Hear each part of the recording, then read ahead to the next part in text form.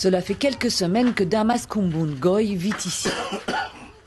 Un toit en tôle, un grand drap, quelques casseroles et bouteilles. Ce n'est pas grand-chose, et pourtant c'est énorme après 21 ans passés à la prison centrale de Makala.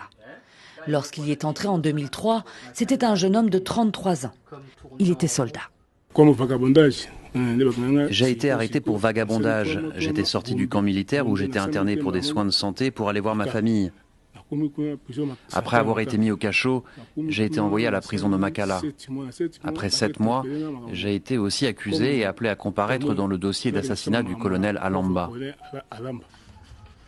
Le colonel Charles Alamba, procureur militaire décédé à Makala, se trouvait dans le même pavillon que lui. Damas est appelé à comparaître dans l'affaire avant d'être retiré de la liste des accusés.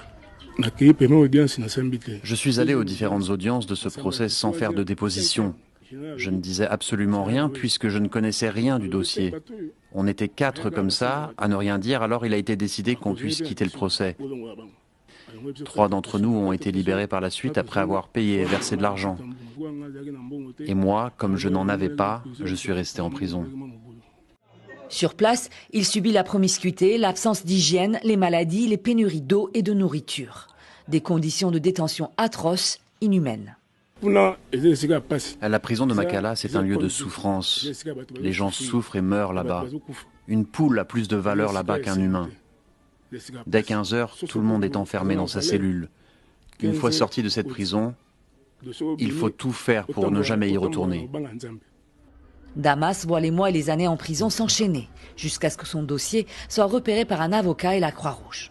Un avocat des droits de l'homme a demandé aux prisonniers qui n'avaient jamais comparu devant la justice de se faire identifier auprès de lui. J'étais parmi ceux qui s'étaient présentés. Il a pris des notes et enregistré nos doléances. Il a plaidé pour moi, mais il n'y a pas eu de suite favorable. Cela a pris 4 ans pour que l'avocat reçoive les réponses des autorités judiciaires. 4 ans, l'attente était longue. Au final, il est libéré après une audition à la Haute Cour militaire le 29 juillet. Aucune charge ne pesait contre lui. Au total, Damas a fait 21 ans de prison. 21 ans de détention préventive, sans jugement ni condamnation. Une vie passée derrière les barreaux.